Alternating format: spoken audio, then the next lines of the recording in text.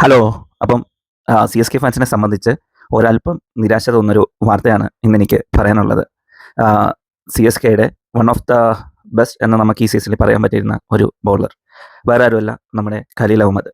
നിങ്ങൾ കണ്ടതാണ് ലാസ്റ്റ് കളിയിൽ KKR-നെതിരെ പുള്ളി ലാസ്റ്റ് എറിയാൻ വന്ന ഓവറിൻ്റെ സെക്കൻഡ് ലാസ്റ്റ് ബോളിൽ പരുക്ക് പറ്റി തിരിച്ചു കയറി പോകുന്നത്. പിന്നീട് ആ ഓവർ പൂർത്തിയാക്കിയത് മറ്റൊരു ബൗളറാണ്.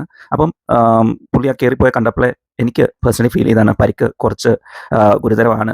അറ്റ്ലീസ്റ്റ് ഒരു കളി അല്ലെങ്കിൽ രണ്ട് കളി മിസ്സാവുമെന്ന്. പക്ഷേ അതിലും വേഴ്സ്റ്റാണ് പരുക്കെന്ന് നമുക്ക് അറിയാൻ കഴിഞ്ഞത്. പുള്ളി IPL-ൻ്റെ മുന്നോട്ടുള്ള സീസണിൽ നിന്ന് കംപ്ലീറ്റ് ആയിട്ട് റൂൾഡ് ഔട്ട് ആയി എന്നാണ് CSKയുടെ ഒരു ഒഫീഷ്യൽ സ്റ്റേറ്റ്മെൻറ്റ് വന്നിരിക്കുന്നത്. അപ്പം പരിക്ക് കാരണം ഓൾറെഡി ബുദ്ധിമുട്ടുന്ന CSKയ്ക്ക് ഇതൊരു വലിയ തിരിച്ചടിവ് തന്നെയാണ്. കാരണം ഞാൻ ഇതിന് മുന്നേ ഒരു വീഡിയോയിൽ പറഞ്ഞ പോലെ Khaleel Ahmed one of the underrated ബൗളറായിരുന്നു.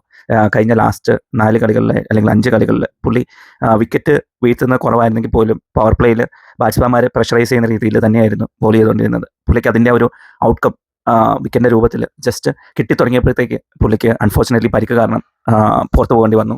അപ്പം അതെന്തായാലും വളരെ ദൗർഭാഗ്യകരമായ ഒരു കാര്യം തന്നെയാണ്. ഇനി നമുക്കറിയേണ്ടത് ആരെയായിരിക്കും CSK പകരം സൈൻ ചെയ്യുക എന്നുള്ളത്.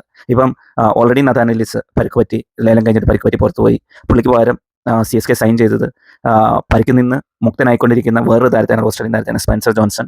അപ്പം പുള്ളി ഇതുവരെ എത്തിയിട്ടില്ല. പുള്ളി എന്ന് കളിക്കും എന്നുള്ള കാര്യത്തിലും ഇതുവരെ വ്യക്തമായിട്ടൊരു ധാരണ CSK മാനേജ്മെൻറ്റ് സൈഡിൽ നിന്ന് വന്നിട്ടില്ല.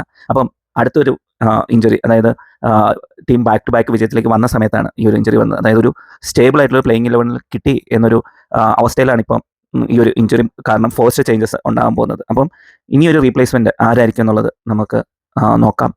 KKR-ൻ്റെ സമയത്ത് ഇഞ്ചുറി വന്ന സമയത്ത് അവർക്ക് ബാക്കപ്പായിട്ട് ബോളേഴ്സ് പോയത്, ഞാൻ 2-3 ബോളേഴ്സിൻ്റെ പേര് ഞാൻ പറഞ്ഞുതരാം. നമ്മുടെ മലയാളി ബോളേഴ്സായി സന്ദീപ്, KM ആസിഫ്, ഇവരൊക്കെ ആയിരുന്നു അവിടെ നെറ്റ്സിൽ ബോൾ ചെയ്യാൻ വേണ്ടി പോയത്. അതിൻ്റെ അകത്തുനിന്നാണ് അവർ നവദീപ് സൈനിയെ ബാക്കപ്പായിട്ട് ലാസ്റ്റ് നിമിഷം സെലക്ട് ചെയ്തത്. അപ്പം ഈ പൂളിൽ മിച്ചമുള്ള ബോളേഴ്സ് മിക്കവാറും സന്ദീപ് അല്ലെങ്കിൽ KM ആസിഫ് ഓൾറെഡി ചെന്നൈയുടെ കൂടെ എനിക്ക് തോന്നുന്നു ഒരു സീസൺ എന്തോ കളിച്ചിട്ടുണ്ട്.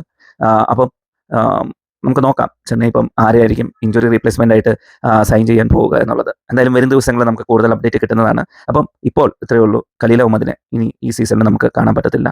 നമുക്ക് എന്തായാലും പുള്ളിയുടെ റിക്കവറിക്ക് വേണ്ടി പ്രാർത്ഥിക്കാം. വീണ്ടും IPL-ൻ്റെ വിശേഷങ്ങളും കൂടുതൽ വാർത്തകളുമായി നമുക്ക് വീഡിയോയിൽ കാണാം. വീഡിയോ ഇഷ്ടപ്പെട്ടെങ്കിൽ ലൈക്ക് ചെയ്യുക, ഷെയർ ചെയ്യുക, സബ്സ്ക്രൈബ് ചെയ്യുക. Thank you.